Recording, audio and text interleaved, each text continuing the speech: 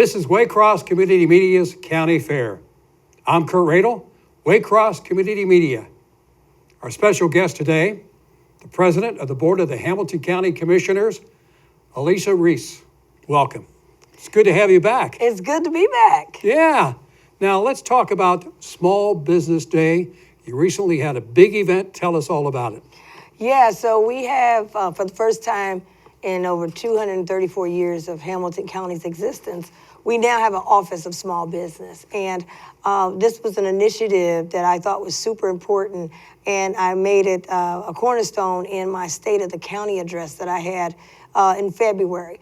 I indicated that for us to be a county of the future, we must invest and create a climate for small businesses where they could come and open new small businesses. Those who have small businesses can grow.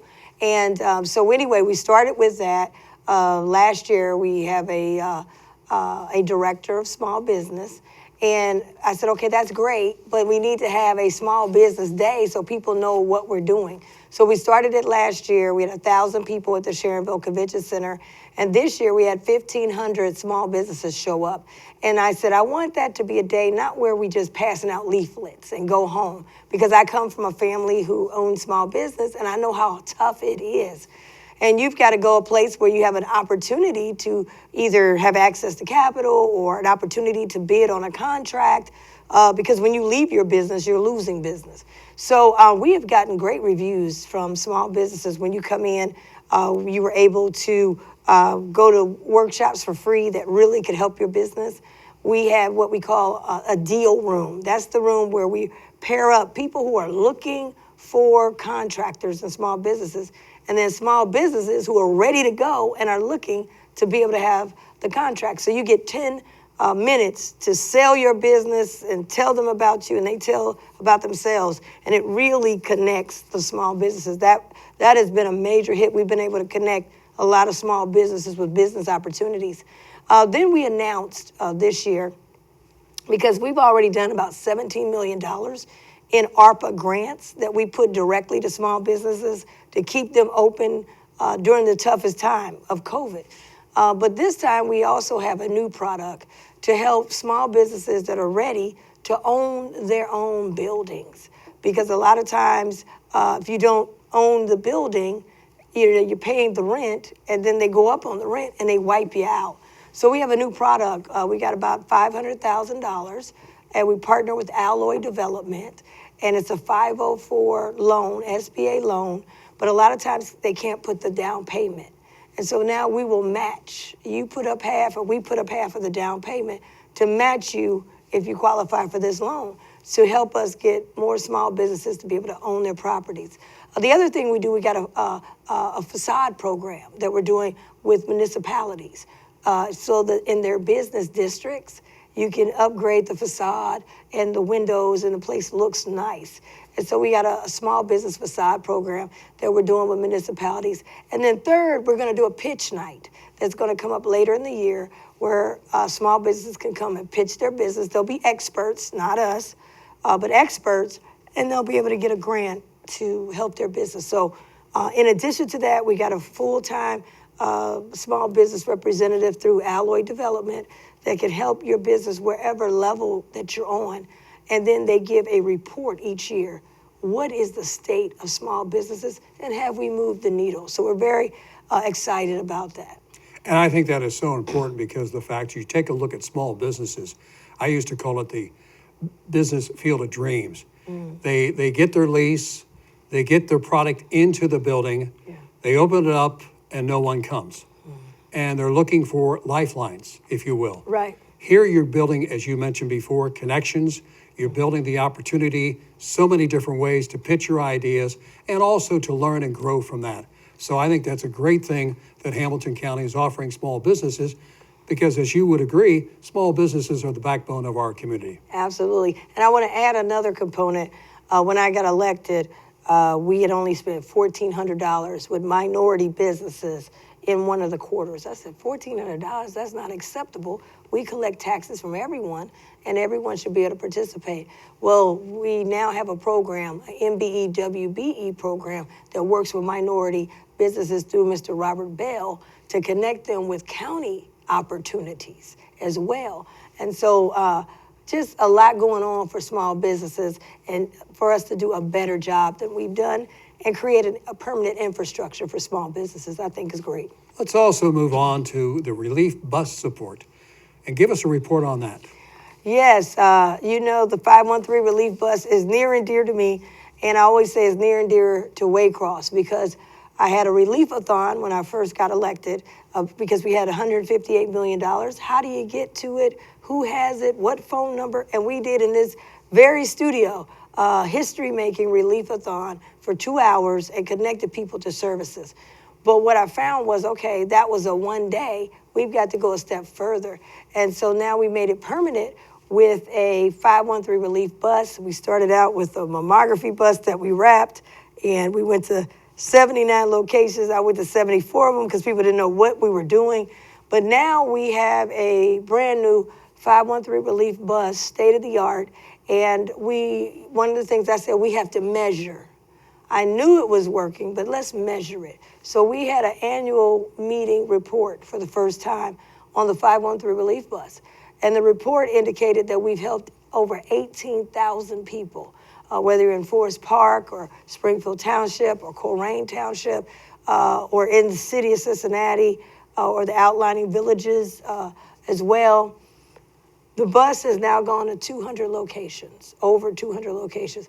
It's helped over 18,000 people, and we have over 20 plus partners now. So when the bus comes in, we got a variety of services. We've got a medical side on the back of the bus that takes blood pressure, glucose. We're getting ready to do cancer screenings there as well.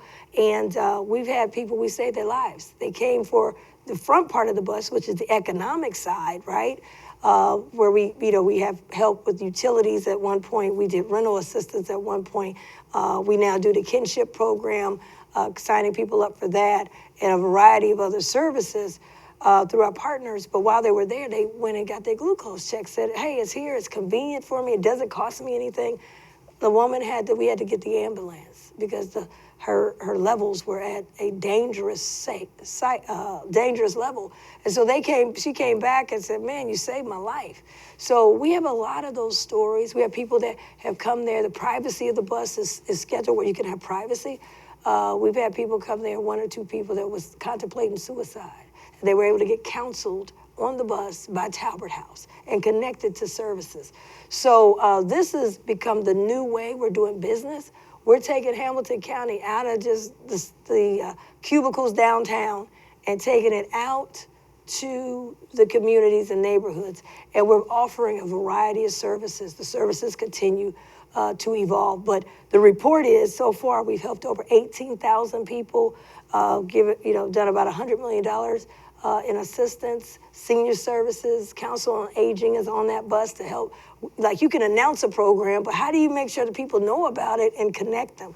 So we're forming relationships, we're connecting people to the resources, and we're taking Hamilton County offices, if you will, out into the communities, the neighborhoods throughout Hamilton County, and the report says it's a tremendous success. Hamilton County's Veterans Appreciation Day is coming up, July 20th. Yeah. What's the event all about? Yeah, one of the things, there was a report that came out, was Craig McKee report. It came out and said that veterans were not getting the money and the services that they're supposed to get. And this is my first term on the commission, and it's a lot to learn about Hamilton County, how it works, because there are a lot of things that are state laws that it hand ties us and not able to have the freedom. So I want to know how the Veteran Services was set up. And so for many years, we funded based on what they request. You can only give what they request. And that's what we're doing. I kept saying, I want to do more for veterans. I want to do more. And I was told by the administrator, you can't unless they request it. And so it was a really tight time, because one of the things for me is, don't mess with my veterans, don't mess with my senior citizens, and don't mess with my babies. Those are the 3 things that get me going. And my grandfather proudly served this country in the Navy. And my sister-in-law is in the Air Force. She is a veteran of the Air Force. So I said, man, my grandfather would be turning over his grave if he knew we need to do more. So anyway, we now have a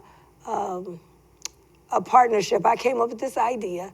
I said, listen, we need a Hamilton County Veterans Day. We don't have it. We got different areas that have something.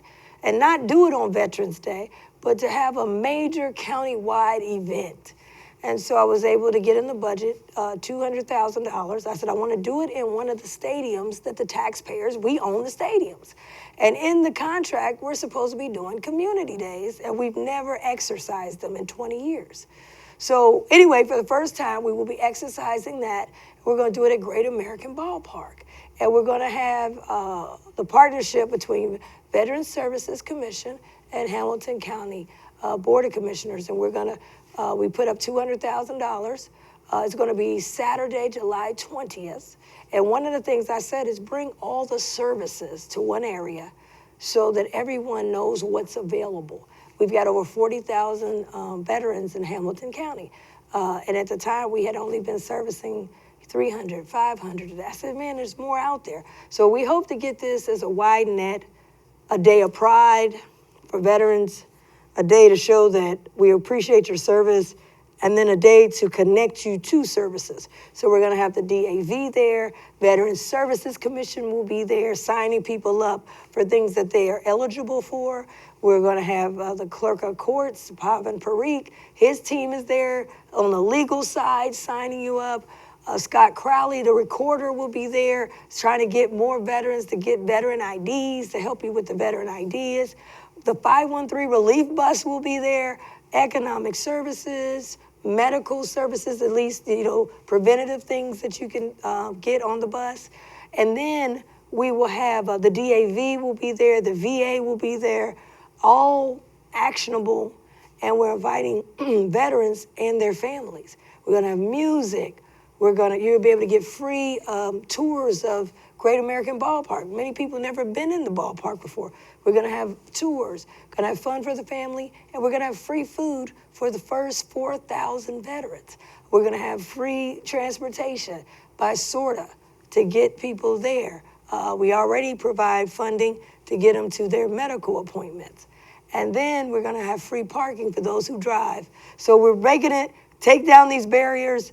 Let's support our veterans. The only thing that they're asking is people to kind of sign up to RSVP so they know kind of how many people are coming, and people could go to the Veterans Services Commission website, or they could go to 513relief.org, hit that button, sign up. It's completely free, and it's a chance for us to bring the veterans together, provide the services, and then show pride for and a thank you to veterans of Hamilton County. And that is fantastic. And now we have a celebration, a birthday, not mine, not yours, but the Black Music Walk of Fame, first year anniversary coming up on July 27th. Yes, another fantastic free event for the entire community, this time a tourism attraction.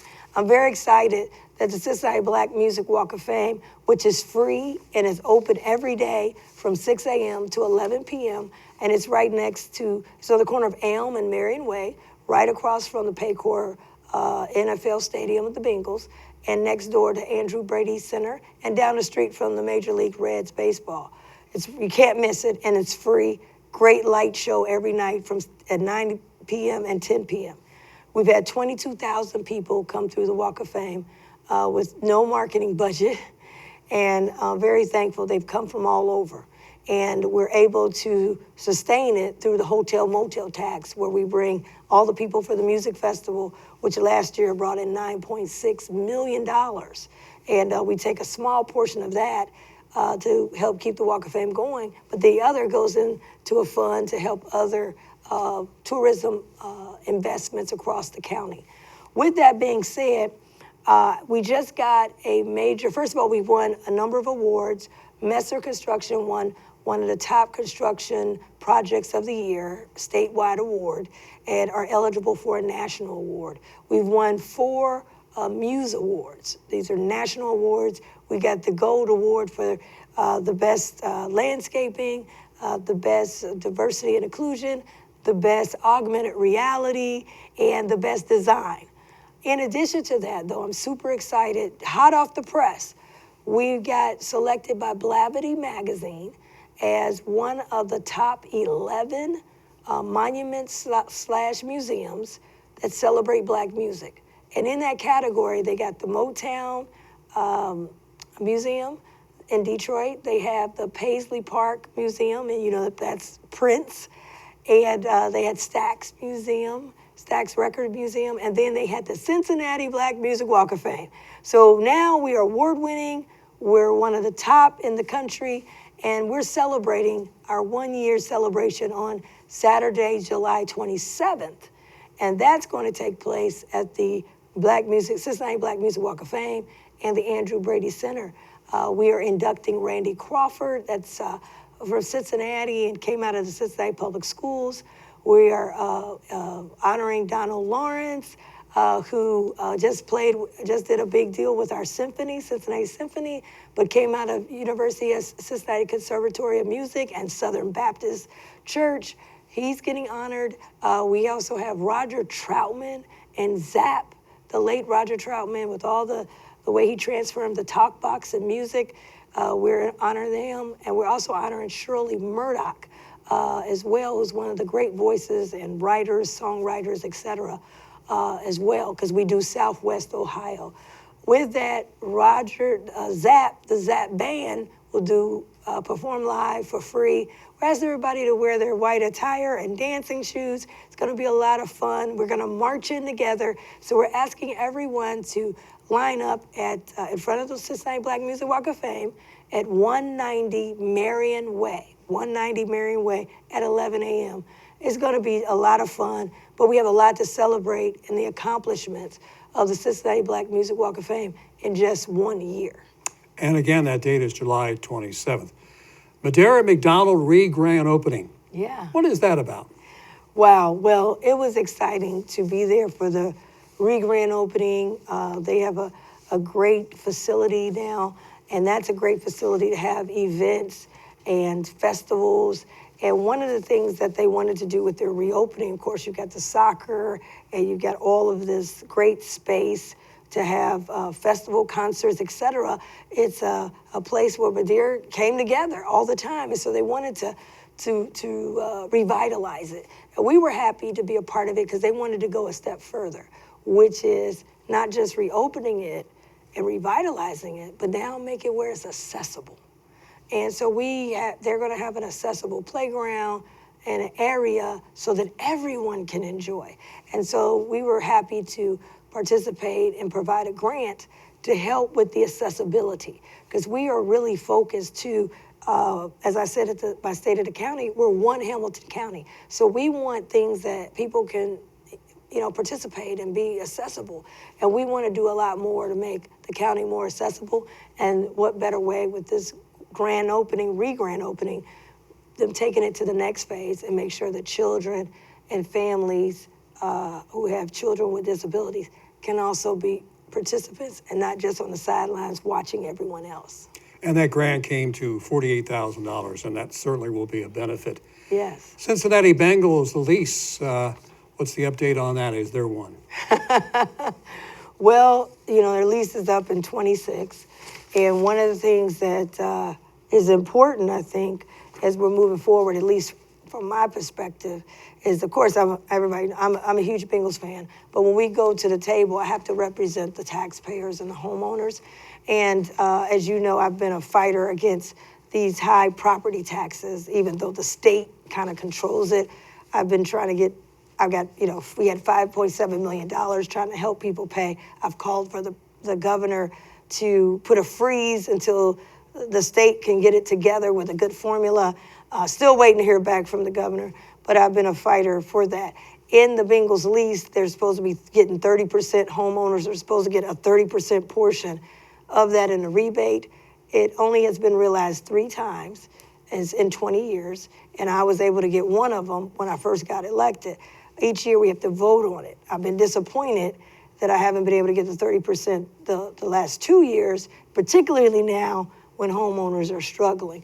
But I'm still fighting for that.